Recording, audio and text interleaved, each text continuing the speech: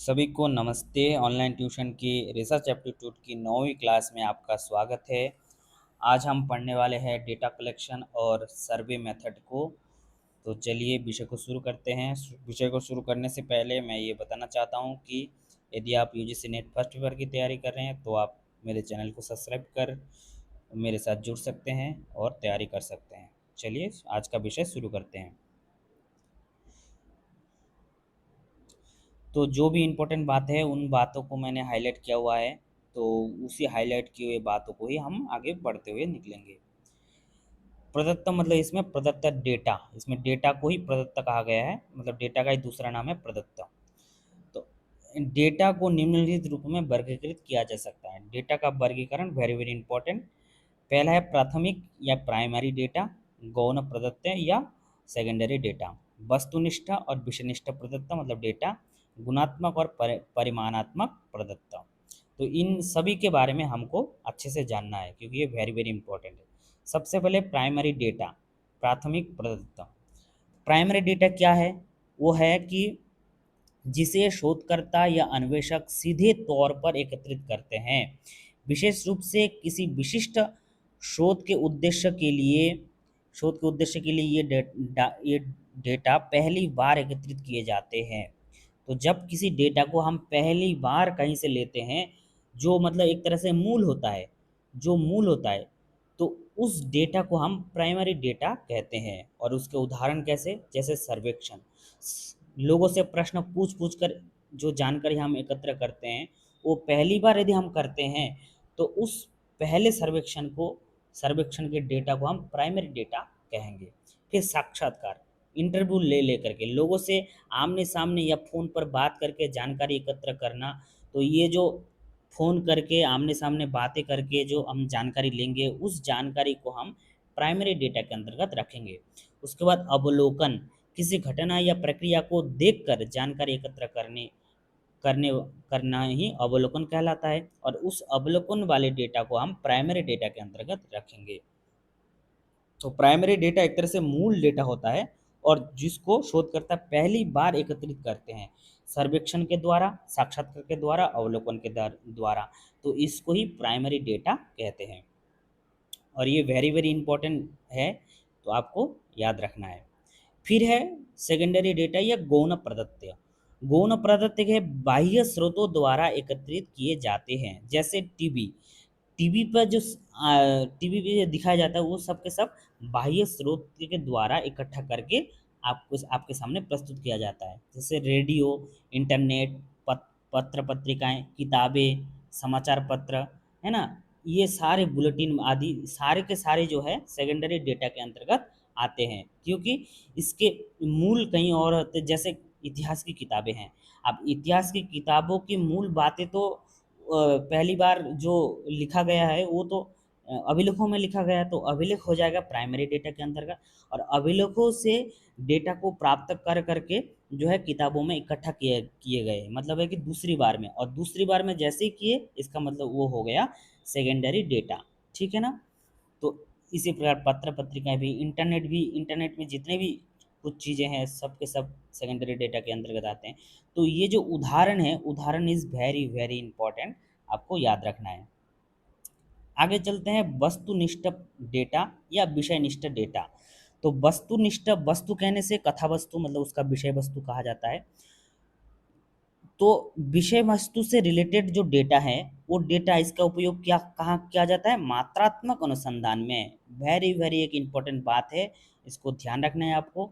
आपको उल्टे उल्टे तरीके से भी पूछ सकते हैं कि मात्रात्मक अनुसंधान में किस प्रकार के डेटा का हम प्रयोग करते हैं? तो वस्तुनिष्ठ डेटा का प्रयोग करते हैं, और वस्तुनिष्ठ डेटा का प्रयोग मात्रात्मक में होता है। और विषयनिष्ठ डेटा का प्रयोग हम गुणात्मक अनुसंधान में करते हैं। ठीक है ना? विषयनिष्ठ डेटा का प्रयोग हम गुणात्मक अनुसंधान में करते हैं। तो इस प्रकार ये दो बातें जो है आपको एकदम अच्छी तरह से नोट डाउन कर लेना है। फिर आगे चलते हैं गुणात्मक प्रदत्त और मात्रात्मक प्रदत्त। तो गुणात्मक डेटा संख्यात्मक मूल्यों के बिना ही वस्तुओं का वर्णन किया जाता है, मतलब उसमें गुणात्मक में गुण होते हैं, तो गुण में संख्या नहीं आ सकता। अब मैं बोलूं कि जो फलाना व्यक्ति है वो बहुत गुणवान है, फिर पूछे कि कितना गुणवान है, तो हम बोलेंगे कि 5 नंबर वाला गुणवान है, या 5 नंबर के समान गुणवान है, 9 नंबर के समान गुणवान है। तो ऐसा तो हम बिल्कुल नहीं कर सकते। गुण कभी संख्या से हम बता नहीं सकते गुणों को। इसीलिए बिना संख्या मतलब संख्यात्मक मूल्यों के बिना ही वस्तुओं का वर्णन करने को गुणात्मक प्रदत्त या गुणात्मक डेटा कहते हैं। ठीक है। और मात्रात्मक प्रदत्त, मात्रात्मक डेटा संख्या का उपयोग किया जाता है, और संख्या के उपयोग करके वस्तुओं के गुणों को कहा जाता है, तो उसको मात्रात्मक डेटा कहा जाता है। मात्रात्मक डेटा में विपुल प्रतिदर्श की आवश्यकता होती है। बहुत सारे न्यायादर्श या सैंपलिंग करना होता है, और उचित न्यायादर्श अभिकल्प के साथ सामान्यीकरण करने की क्षमता भी अधिक होती है। तो आपको पूछा जाएगा गुणात्मक और मात्रात्मक इन दोनों में से किस में ज़्यादा सामान्यीकरण मतलब ज़्यादा निष्कर्षीकरण करने की क्षमता है, तो आपको बोलना है कि मात्रात्मक में ज़्यादा निष्कर्ष निकालने की क्षमता है। आगे चलते हैं अवलोकन विधि पर। अवलोकन विधि, अवलोकन मतलब ही देखना होता है, देख करके जो हम डेटा लेते हैं तो उसको अवलोकन विधि कहते हैं। और यह विधि व्यवहारिक विज्ञान में प्रयोग की जाती है। तो व्यवहारिक विज्ञान में प्रयोग होता है अवलोकन विधि, ये बात आपको नोट डाउन कर लेना है। फिर आगे देख सकते हैं, इस विधि का प्रयोग उन समस्याओं के अध्ययन हेतु किया जाता है जिनके बारे में अनुमान के द्वारा या पूछ कर नहीं जाना जा सकता। तो इसमें भी एक प्रश्न बन जाता है कि अनुमान के द्वारा या पूछ कर नहीं जाना जा सकता, ऐसी समस्याओं का समाधान हम किस विधि के द्वारा करते हैं, तो आपको बताना है अवलोकन विधि के द्वारा। फिर अवलोकन विधि के प्रकार कौन कौन से हैं, तो प्रकार है, एक तो संरचित अवलोकन, दूसरा है असंरचित अवलोकन। संरचित मतलब स्ट्रक्चर, जो एकदम शुरू से के लास्ट तक सजा हुआ हो कि इसमें ये चीज़ होनी चाहिए, ये चीज़ इसमें होनी चाहिए, ऐसे करके, तो उसको संरचित या स्ट्रक्चर्ड कहते हैं। और असंरचित अनस्ट्रक्चर्ड मतलब जिसमें कोई सा भी निश्चित चीज़ें ना हो, मतलब जैसे जैसे घटे घटता जाए ऐसा। फिर है प्रतिभागी अवलोकन। ये प्रतिभागी अवलोकन एक गुणात्मक अनुसंधान विधि है जिसमें शोधकर्ता न केवल अनुसंधान मतलब शोधकर्ता एक तरह से प्रतिभाग करते हैं, जिस जहाँ से आपको डेटा चाहिए उस जगह पे आप जा कर के जब प्रतिभाग करके देख करके डेटा लेते हैं तो उसको प्रतिभागी अवलोकन कहा जाता है।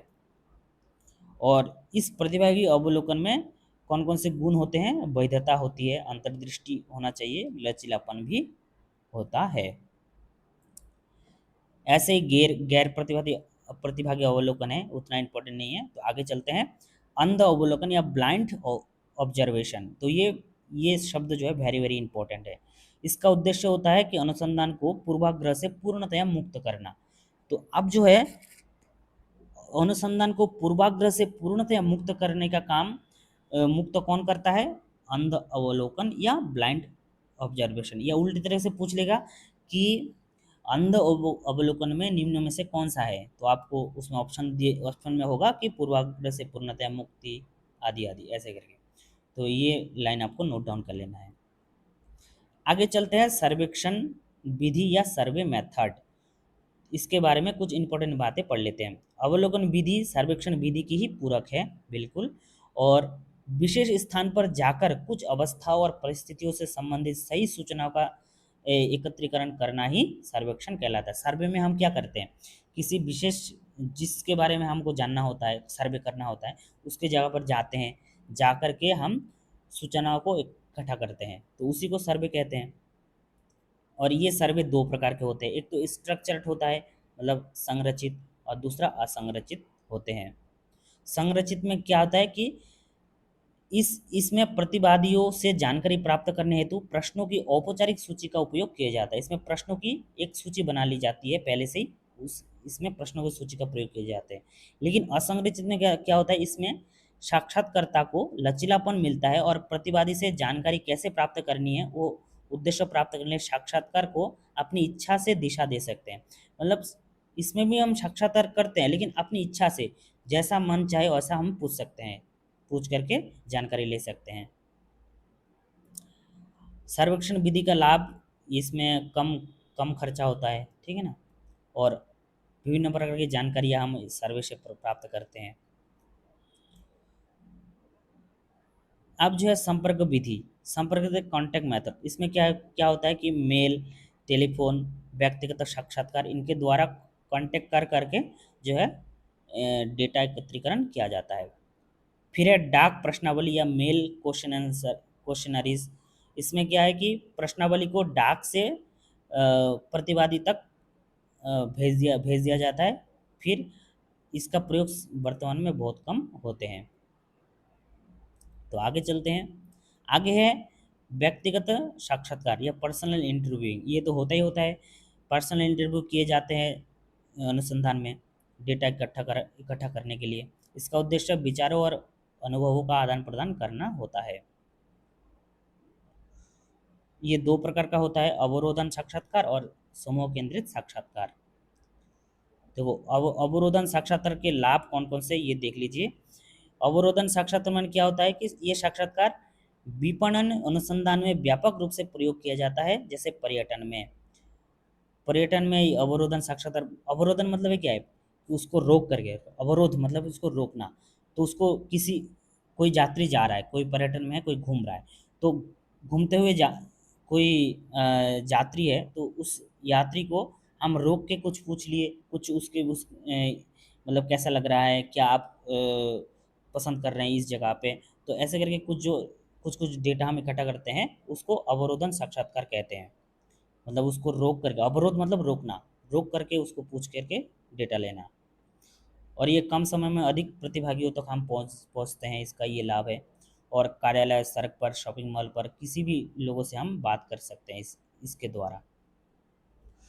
और समूह केंद्रित साक्षात्कार भी होते हैं, जिसमें 6 से 10 लोगों को एकत्रित कर लिया जाता है, फिर सभी से लाइन लाइन करके कुछ घंटे तक जो है हम इंटरव्यू लेते हैं। आगे है प्रश्नावली सर्वेक्षण, क्वेश्चनरी सर्वे। देखो, क्वेश्चनरी सर्वे नाम से स्पष्ट है, इसमें सर्वे हम करते हैं प्रश्नों के द्वारा। हम बहुत सारे प्रश्न जिससे रिलेटेड हम जानकारी चाहते हैं, उससे रिलेटेड बहुत सारे प्रश्न पहले से बना लिए होते हैं।